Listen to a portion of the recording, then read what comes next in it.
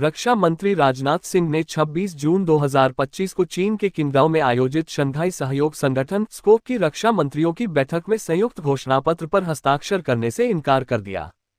इसका प्रमुख कारण ये था कि घोषणापत्र में आतंकवाद के मुद्दे को कमजोर करने की कोशिश की गई थी, विशेष रूप से जम्मू कश्मीर के पहलगाम में 22 अप्रैल 2025 को हुए आतंकी हमले का कोई जिक्र नहीं था, जिसमें 26 निर्दोष लोगों की जान चली गई थी। भारत ने इस हमले को लश्कर-ए-तैयबा के प्रॉक्सी समूह द रेजिस्टेंस फ्रंट से जोड़ा, जिसे संयुक्त राष्ट्र द्वारा नामित आतंकी संगठन माना जाता है। इस हमले का पैटर्न लश्कर के पिछले हमलों से मिलता जुलता था और भारत ने इसे गंभीरता से उठाया।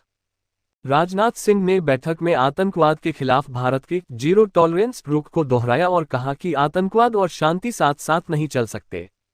उन्होंने बिना नाम लिए पाकिस्तान पर निशाना साधते हुए कहा कि कुछ देश सीमा पार आतंकवाद को नीति के रूप में इस्तेमाल करते हैं और आतंकियों को पनाह देते हैं। उन्होंने आतंकवादियों, उनके वित्त पोषकों और प्रायोजकों को जवाबदेह ठहराने की आवश्यकता पर जोर दिया।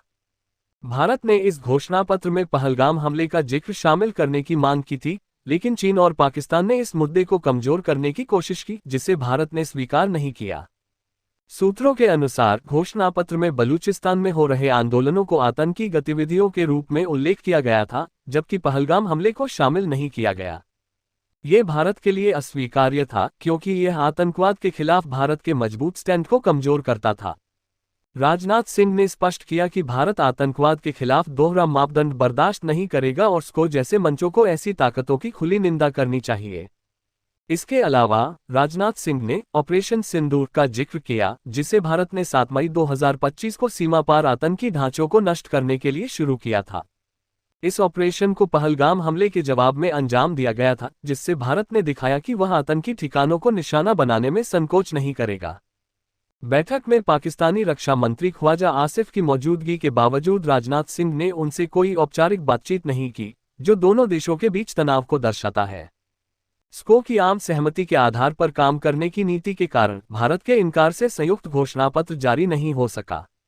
राजनाथ सिंह ने बहुपक्षवाद और सहयोग पर भारत के विश्वास को रेखांकित करते हुए कहा कि कोई भी देश अकेले वैश्विक चुनौतियों का सामना नहीं कर सकता।